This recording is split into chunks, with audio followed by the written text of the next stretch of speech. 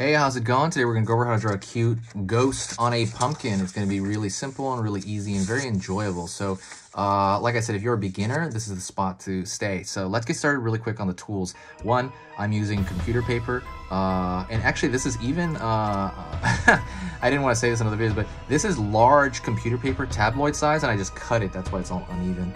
But yeah, I just kind of cut it for using for this. So, and I'm going to be using a marker. You can use whatever marker you want. You can use a magic marker like these, you know. I wouldn't use red though. I would use black or something dark. The Crayola marker, those are available like in every store, right? You always see these things. They are like everywhere, you can buy them at a convenience store. Or you can use this as a Faber-Castell PITT artist pen. This pen lasts longer, and I just love it. That one is, the link is in the description if you're curious enough to try it. That is it. Let's get started with this ghost sitting on a skull. Wow, ghost sitting on a pumpkin. I should do a ghost sitting on a skull. First thing I'm going to do is I am going to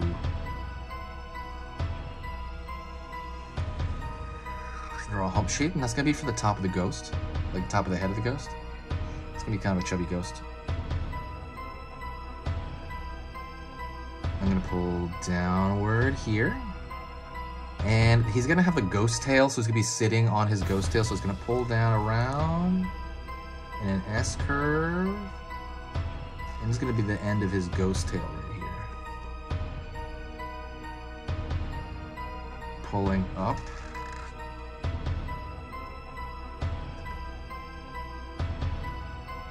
And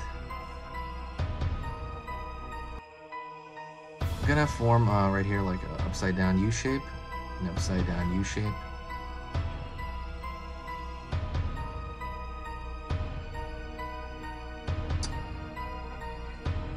Right here, I'm gonna have his little hand inward. Pulling across here and putting a little like happy face right there. Just little simple curves, right? I'm gonna fill that in. It's like negative shape there.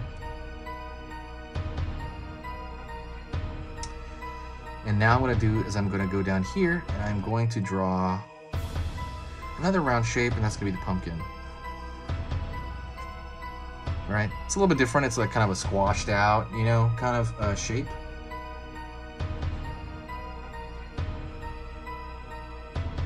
And I'm gonna draw some rivets at the bottom here, like some bumps to show kind of the striations of the pumpkin.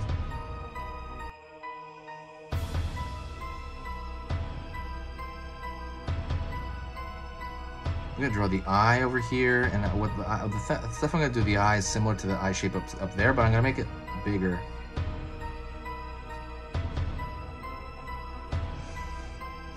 And I'm actually gonna make this one run into him too. What I'm gonna do is I'm gonna fill that in, and I'm gonna fill that in. That's gonna really differentiate it. I'm gonna change the shape of that too. That's what I love about filling in entirely black shapes, is you can just kind of fill stuff in. Triangle shape toward the center. And I'm gonna draw a zigzag shape right here.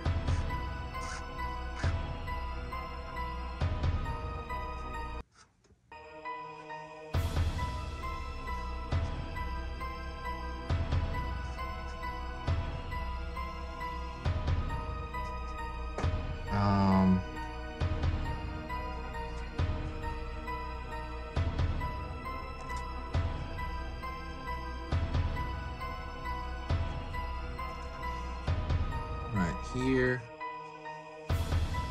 and that's gonna, you know, kind of fill that out, right? It's gonna be obviously the open jack-o'-lantern mouth, and I think I'm gonna add the stick over here, the stick of the pumpkin. What I'm gonna do next, I'm actually gonna put in the striations to the pumpkin itself, but I'm not gonna draw thick lines. So there's striations on the pumpkin, so I'm gonna draw them as like dots, so that they don't interfere with the overall image of the eye, image of the pumpkin, because if the line is too thick, it's gonna really interfere with our overall design, and we don't want that, right?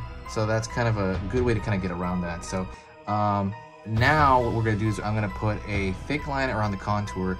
Before that though, definitely subscribe. I'm gonna be posting videos 3 times every single weekday for a while. It's gonna be amazing. You're gonna love it. It's gonna be fantastic. Please follow. It'll be so fun. Otherwise though, it's free, like I said, and it'll, you know, it only shows you like a couple of drawings anyway. The algorithm doesn't show you everything.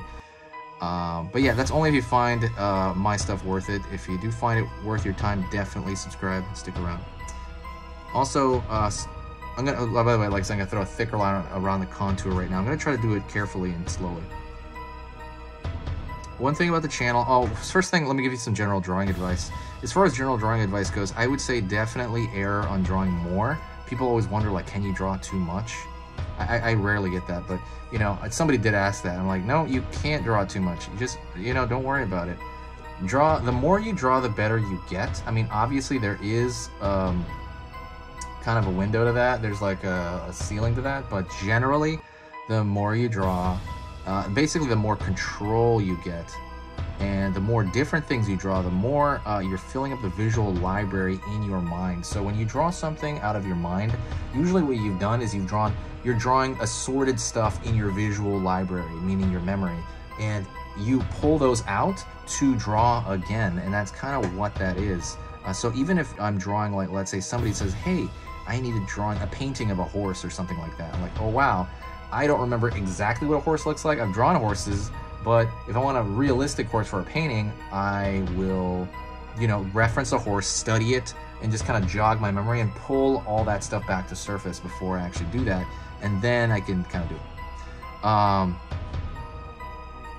Yeah, so anyways, so you know, you want to build your visual library by doing stuff over and over again and committing it to your memory, and you'll kind of have it there for a good while, and you're always going to be able to pull it back up. Not always, but like every now and then you will have that. It'll only take a little bit of resurfacing in order to kind of get that back to where it was. But like I said, definitely draw a variety of things. Don't do what a lot of people do, which is a lot of people kind of get stuck drawing one thing over and over again. But again, if you're just watching this for fun, it probably doesn't apply to you. So anyways, that is it. That is pretty much it. As far as that's pretty much the video. Announcements go, like I said, I am posting 3 times every single weekday, so it's about 15 videos a week, sometimes 12. It depends if I do Friday or not, but usually I haven't lately, but I will now.